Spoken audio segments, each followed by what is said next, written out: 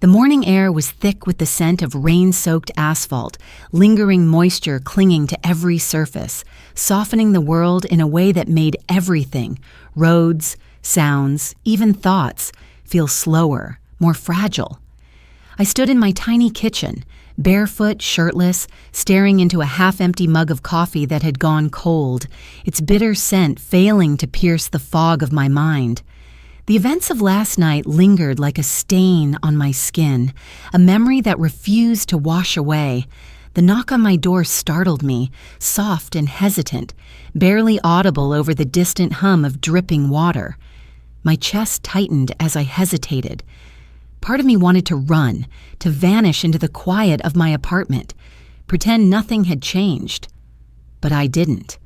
I opened the door, and there she was, Emma. My best friend's mom, standing there as if the rain had only brushed her lightly, her coat damp, hair curling with soft silver strands, the kind of beauty that doesn't announce itself. It simply exists, commanding attention without effort. Her gaze met mine, steady, almost piercing, and in that moment I felt the strange, terrifying intimacy of being seen for who I truly was. Not the boy who had eaten ramen on her couch, not Kevin's friend, but a man laid bare. She used to drive us to high school in that battered Volvo, humming Fleetwood Mac under her breath, never more than a soft smile at the edges of her lips, silently witnessing the chaos of our teenage lives. She was a constant, quiet presence, one of those people whose attention felt like sunlight warming you through the cracks in a window. But last night had shifted something imperceptibly yet irrevocably. The goodbye party for Kevin, my best friend since we were 12, marked a turning point none of us anticipated. He was leaving for a new job across the country, and I had arrived early trying to help with the setup while avoiding the weight of my own expectations. Emma was there, barefoot, casual in a loose sweater and jeans that somehow carried the soft ease of someone who owned nothing but presence. She handed me a dish towel, words soft but pointed. "You always show up when no one else does." I laughed, trying to mask the tremor in my chest, the gravity of her gaze making me feel small and exposed at once. The party passed in a blur of laughter, drunken hugs, and scattered conversations. Kevin clung to the edges of it all, drunk and desperate for connection, oblivious to the subtle current swirling between us. As the last guests trickled out, I offered to help clean, a mundane task that somehow felt monumental in the weight of the evening. She didn't decline, but she didn't accept either, a silence pregnant with unspoken words. There was no kiss, no touch, and yet something had passed between us, an invisible thread pulled taut, a line crossed without a single word. Her eyes lingered, catching mine in fleeting moments of unguarded expression. I caught her smile when she thought I wasn't looking, subtle, fleeting, and the silence that stretched between us roared louder than the music that had filled the room just hours before. And now, standing at my door, she seemed both familiar and startlingly new. A figure caught between yesterday and an unknown tomorrow.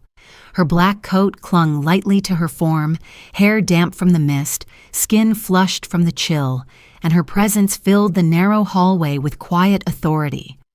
She stepped forward just enough to allow the door to close behind her, and in that fraction of space, time itself seemed to hesitate. Her voice, soft and deliberate, brushed against the air between us. "My son doesn't have to know." The words carried an electric weight, a mixture of confession and invitation, and my pulse jumped in response. There were countless reasons to step back, to deny what simmered in the room, but none of them were present. It was only her, the raw, unfiltered presence of her, and the sound of my own heartbeat echoing in my ears. The sudden vibration of my phone on the counter shattered the fragile moment. A text from Kevin. "Hey man, need to talk. Something's weird. Call me ASAP." I glanced at Emma and I saw the slight falter in her otherwise steady expression. I didn't speak. She didn't. The silence returned, heavy and tangible, yet somehow comforting in its clarity. She stepped inside, tentative, fingertips grazing the edge of the kitchen counter as if seeking grounding, her movements precise but hesitant, the smallest betrayals of her internal struggle. She commented lightly on the familiarity of my apartment, on the ramen I always seemed to consume without washing dishes. I smiled, the gesture hollow, yet the air between us held a density that words could never penetrate. I poured her a cup of coffee, her hands wrapping around it like it was a talisman, a fragile comfort against the chaos we both carried. She heard the confession, the impossibility of what we felt, and stepped closer, inches from me, her hand brushing mine in a gesture both tentative and electric. "You don't have to hate yourself," she murmured, voice soft but steady. "We didn't ask for this." Her words were both balm and torment, acknowledging the truth of our entanglement without absolving the complexity of the situation. I looked down, seeing not Kevin's mother, not a figure from my youth, but a woman caught on the precipice of the same emotional cliff I occupied, wanting, afraid, and desperate. "I can't lose him, and I can't keep living like I'm already gone," I whispered, the words raw, spilling from a place too honest to contain. The space between us quivered, charged with possibility, desire, and an almost unbearable weight of consequence. And then, just as the moment threatened to tip irreversibly, the phone on my counter lit up again, vibrating insistently, a harbinger of reality intruding upon the fragile space we had carved out for ourselves. Kevin. His presence loomed again, unseen but undeniable, a reminder of everything at stake, a tether to the world that demanded loyalty and moral clarity over desire. Emma's eyes opened, registering the intrusion, and in that instant the electricity between us faltered, suspended in a taut silence, filled with guilt, longing, and the knowledge that what we wanted was now impossible to claim without consequence. I didn't move. The phone buzzed relentlessly, a tangible heartbeat against the quiet desperation in the room. And then she said my name softly, Eli, her voice carrying all the regret, fear, and unspoken need that neither of us could voice. It was enough to stop me, enough to remind me that some boundaries could not, should not, be crossed, not without devastating cost. The moment Kevin's door slammed behind him, the apartment seemed to collapse inward, the walls echoing the absence of his presence, the weight of everything we had almost done pressing down on us with a gravity that made it impossible to breathe freely. Emma sat on the edge of my bed, shoulders hunched, face buried in her hands, the quiet sobs she tried to contain spilling into the room like a river of grief too long restrained. I stood silently, frozen in the doorway, unable to step closer without shattering the fragile remnants of trust and morality that lingered in the air. Every heartbeat felt amplified, a drum marking the passage of time that we could no longer inhabit together. Part of me longed to close the distance, to reach out and erase the tension with a touch, but the other part, the part that had wrestled with loyalty and the consequences of desire for years, held me back, reminding me that some things, once broken, could never be restored. Emma lifted her head, eyes red-rimmed but steady, and in that quiet glance we communicated everything we had never spoken: regret, longing, understanding, and the undeniable truth that what we had shared, however fleeting, had been real. She rose slowly, moving toward her coat, but paused as though tethered by invisible threads of emotion, whispering that she didn't regret feeling alive, even if it had been wrong, even if it had hurt him. I saw her fully in that moment. Not Kevin's mother, not a figure from my past, but a woman reclaimed from years of compromise and silence, a soul finally unburdened. I spoke softly, matching her honesty, admitting that I had felt it too, that the connection had been real, dangerous, human, and undeniable. And then she left, pausing only briefly at the door to remind me that the memory of what we had mattered, even if the future offered no promise, no safety, no reconciliation. The door closed, leaving the apartment quiet once more, carrying the weight of absence, of desire restrained, and of a moment that would linger, like the echo of rain on empty streets, a heat that refused to fade even as life continued around it. I stood in the silence, heart hollow yet full, knowing that love sometimes arrives in sparks, in moments, in brief collisions that burn bright before vanishing, leaving only the memory of warmth and the knowledge that we had truly seen one another, if only for a fleeting instant. "Is someone here?" he asked, eyes narrowing, scanning the apartment with a precision that made it impossible to hide anything. I shook my head too quickly, a reflex, lying not with words, but with every gesture of my body. "Just me," I muttered, voice thin, unconvincing even to myself. The apartment, quiet moments ago like a safe harbor, now felt like a trap closing in, the walls holding the echoes of unsaid words, almost touches, and forbidden desire. Showers ran in neighboring apartments, their pipes groaning and hissing in accompaniment to the storm outside, creating a symphony of pressure and tension that seemed orchestrated for this moment. Kevin's eyes lingered, unconvinced, skeptical of my denial, yet pressed on, burdened by concern for his mother, by the instinctive knowledge that something had shifted in the night. My phone buzzed again on the counter, and when I glanced down, a text blinked with a single desperate line. "Emma, tell him I'm okay. Please."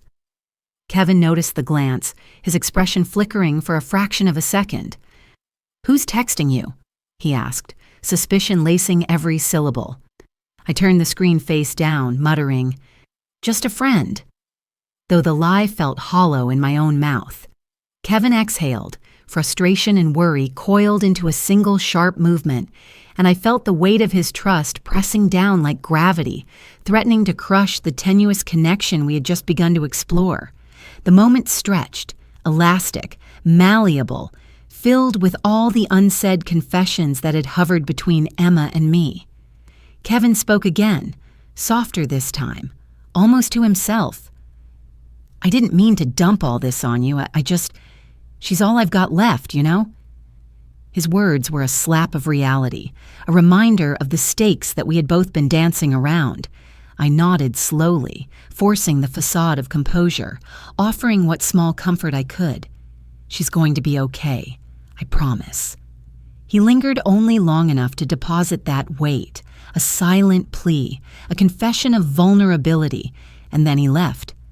The door clicked shut, a sound that reverberated through the apartment like the finality of a gavel in a courtroom, marking the end of one act and the potential beginning of another. The instant Kevin left, Emma returned, almost imperceptibly, her movements slow, deliberate, yet trembling in the aftermath of the confrontation. Her hands shook as she removed her coat, and her eyes, wet with unshed tears, found mine. The space between us thickened with unspoken understanding, shared guilt, and the undeniable pull of desire that had not dissipated despite the intrusion. I asked, softly, "You heard?" And she nodded, voice fragile.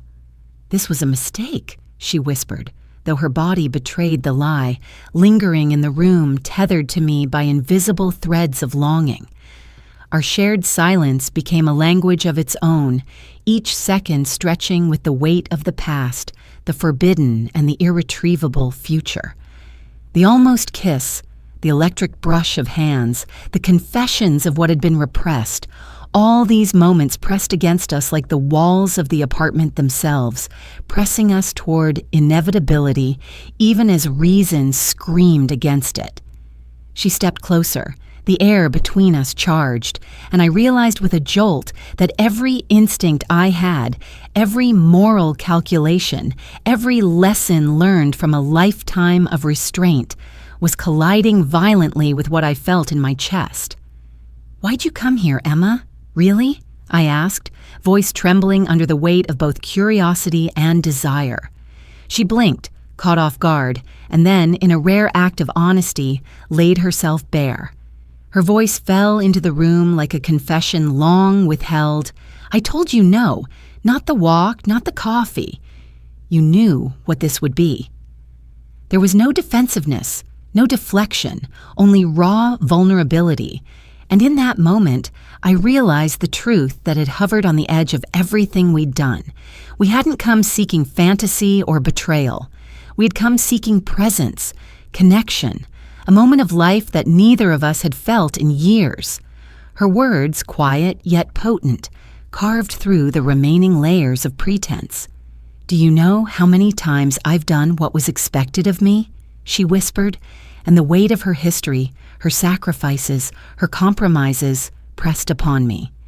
I saw the fracture lines beneath the surface, the years of pretending, the smiles forced when all she wanted was to scream, the silence endured for the sake of her son. I swallowed hard, acknowledging it all, and responded with the tremor of truth. "Emma, I'm tired of pretending I don't feel this." My voice cracked, carrying both accusation and confession, a tidal wave of emotion I could no longer contain. "You think this is easy for me? You think I haven't been up all night thinking about how insane this is? He's my best friend, and you're you. And still?" I stopped myself, but the words had escaped. The missing wedding ring caught my eye immediately, but I didn't ask. She revealed quietly that she had moved out 2 weeks prior, Kevin unaware, and that she hadn't wanted him to worry. The admission dropped into the room like a match to dry grass, sparking the quiet tension that had been building between us.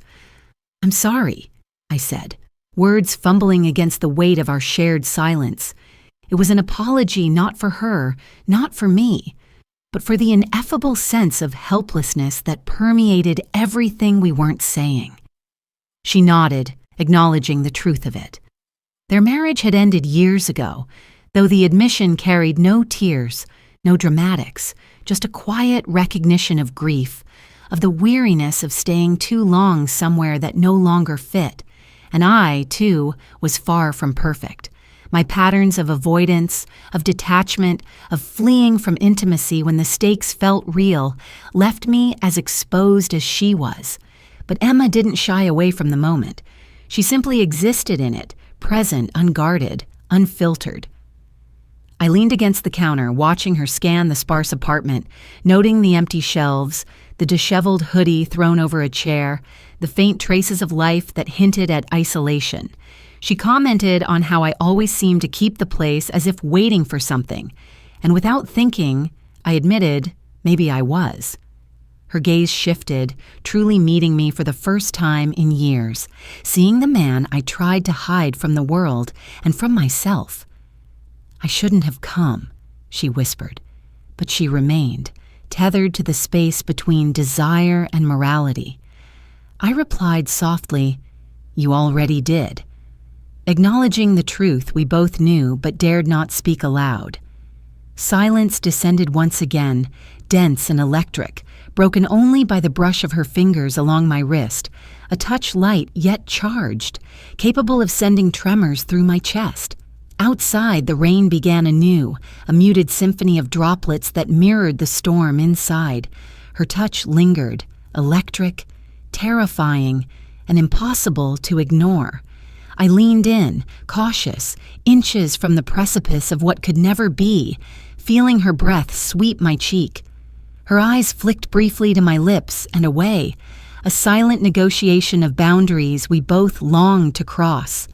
We were poised on the edge of something irreparable, balanced precariously between desire and consequence. The quiet that had settled between us was shattered in an instant by 3 loud, insistent knocks, each one sharper than the last, cutting through the fragile cocoon of intimacy we had wrapped ourselves in. My heart slammed against my ribs, adrenaline surging as if the storm outside had found its reflection in my chest. Emma recoiled slightly, her hand pulling back from mine as though she'd been caught in an act too dangerous to admit.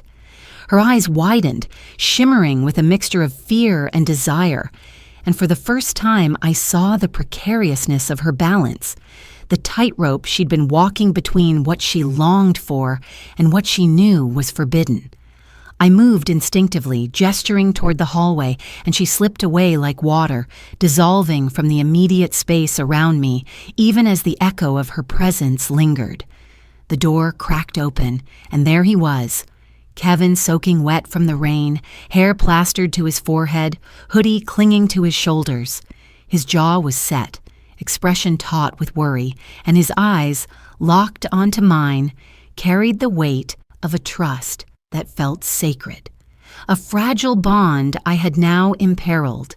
Every instinct screamed to hide, to find a way to erase what had happened, but the truth was inescapable.